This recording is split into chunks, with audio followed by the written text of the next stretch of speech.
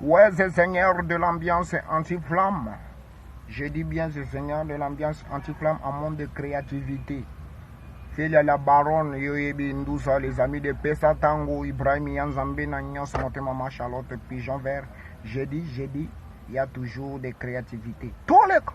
Basé, basalakan de fragile, fragile. Basé, basalakan fragile, Ibrahim Yanzambe, Nagnos. Ode Maya Mama Charlotte, Pigeon Vert. Na Londres. Basé, basalakan de fragile. Fragile. Yoge na veti na mama. Uzoti kaya ya solola na importe qui. Papa, mama. Papa salakeba. Papa bate la mama.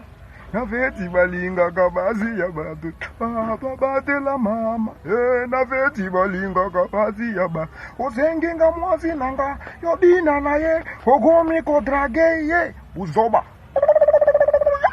Papa bate la mama. Feti balinga kabazi ya batu. Papa bate la mama. Kema na feti balinga kabazi ya batu. Ouais, Yvonne Dodak. Hein?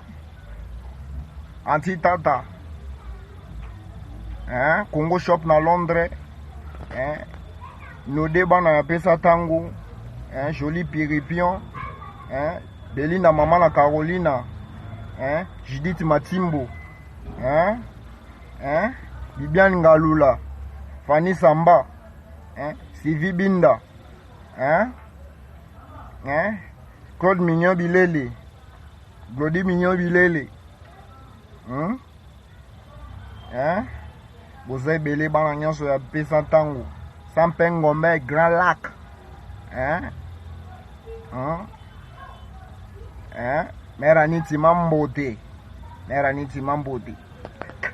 Donc, na fingi ba mama te, ben na lobi réalité ya basi. Basi basalaka fragile. Soko sotia yeli toi.